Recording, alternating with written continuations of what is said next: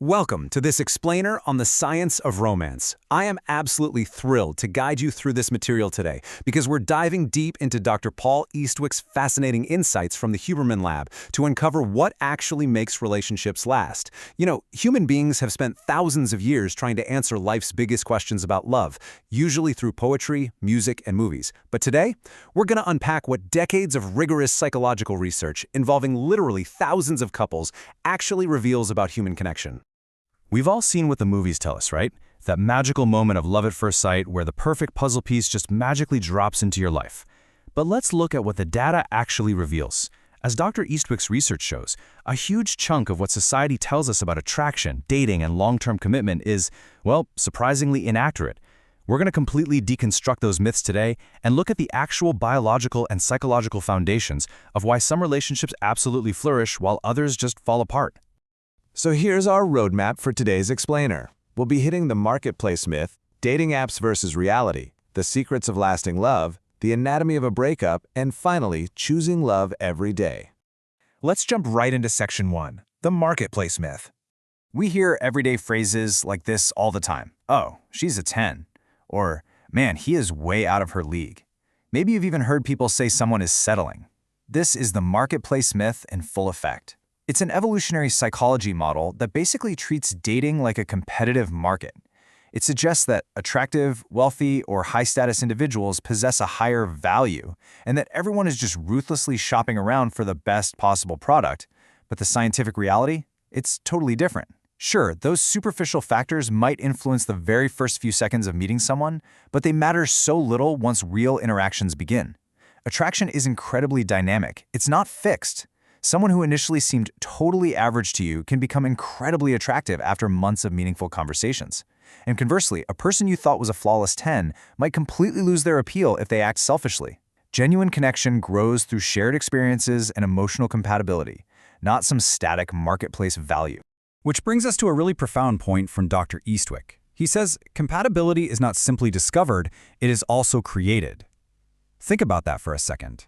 A perfect match isn't something you just stumble upon on a first date, it is something you actively build together over time.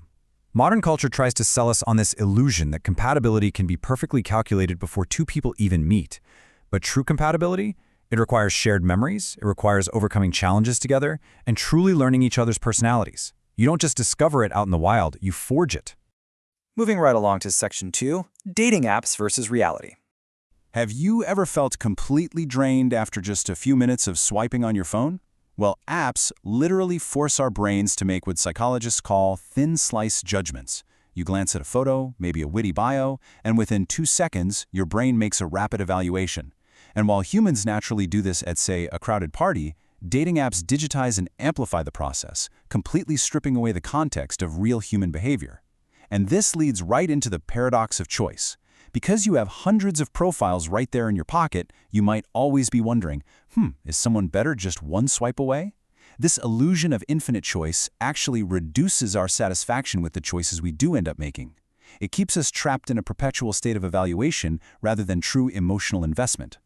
And this perfectly highlights what the apps miss completely. Think about the traits dating profiles actually reward. Photos, height, job title. These are super easy to display on a screen, but the science tells us they are terrible predictors of long-term compatibility. Now think about the traits that actually sustain a relationship. Empathy, emotional maturity, reliability, how you resolve a fight. You just cannot showcase emotional stability in a short bio. You definitely can't measure how someone handles stress from a heavily filtered vacation photo, right? Real chemistry relies on subtle factors like eye contact, the timing of a conversation, body language, the whole shebang. Things that simply don't exist on a screen. So what is the scientific alternative to endless swiping? Well, research strongly recommends engaging in shared activities. When you meet someone at a volunteering event or a hiking club, you benefit from something called the mere exposure effect. This is a psychological principle stating that familiarity actually increases liking. Simply seeing someone repeatedly in a low-pressure environment allows you to observe their authentic behavior. You get to see how they treat strangers, how they react when plans suddenly change, what their real sense of humor is like. It completely removes the anxiety of a formal first date and builds a solid foundation of friendship and trust before romance even enters the picture. Okay, on to section 3, the secrets of lasting love. Forget the grand cinematic gestures for a minute. The expensive vacations and those massive public proposals are memorable, sure, but science actually shows that long-term love is sustained by incredibly mundane daily actions. It's asking about their day, preparing a meal, simply saying thank you. Why? Because every single time you do this, you are subtly telling your partner, you matter to me. These consistent, small actions create the absolute ultimate glue in a relationship, emotional safety. In fact, kindness repeatedly ranks near the top of what both men and women desire in a long-term partner, purely because kindness creates the safety needed for true intimacy. And this brings us to a fascinating concept called reciprocal self-disclosure. As couples engage in this, they basically build a fortress of emotional safety. It means you start by sharing light things, like your hobbies, your favorite movies, and you gradually move to deeper things, like childhood experiences, personal struggles, and fears. But the absolute key word here is reciprocal. One person shouldn't carry the entire emotional burden. When both individuals feel safe enough to share honestly, mistakes can be admitted, disagreements remain respectful, and vulnerability is welcomed without any fear of judgment. Let's break down Carol Rusbolt's investment model to see how this all builds up. This is one of the most influential theories in relationship psychology, and it proves that commitment relies on three main pillars. First up, satisfaction. Are your core emotional needs actually fulfilled? Second, investments. What have you built together? This includes everything from shared memories and traditions to children and intertwined finances. The more you invest, the stronger that bond gets. And third, and this one is absolutely crucial, alternatives. Strong couples actively choose to stop evaluating hypothetical alternatives. They stop looking over the fence. Instead of constantly wondering if someone better exists out there, they take all that energy and invest it into appreciating the unique, irreplaceable person sitting right in front of them. That takes us to Section 4, the anatomy of a breakup. If you've ever wondered why heartbreak literally feels like an overwhelming, almost physical pain, science has an absolutely fascinating explanation. And it goes way, way beyond just missing another person's company. It's actually a structural collapse of how your brain organizes your entire life. It comes down to a process called self-expansion.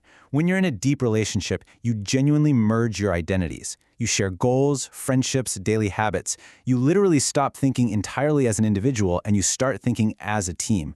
This creates what psychologists call your personal continuity, the story you tell yourself about who you are and exactly where your future is heading. So a breakup doesn't just mean you lose a partner, it completely shatters this personal continuity. Suddenly, your brain has to ask, wait, who am I without this relationship? What happens to the future we planned? You aren't just missing them, your brain is actively having to rebuild your very sense of self from the ground up. To heal from this shattered continuity, we have to change our narrative. It is so common to say, ugh, I wasted 5 years of my life. But psychologically speaking, Dr. Eastwick notes that this mindset makes recovery so much harder. Actually, scratch that. It makes it nearly impossible. We have to stop viewing past relationships as wasted time. Instead, we need to integrate them into our life story as vital chapters of personal growth.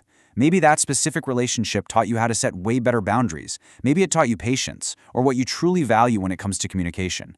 By reframing the past as a totally necessary step in your emotional maturity, you reclaim your personal continuity and allow true healing to begin.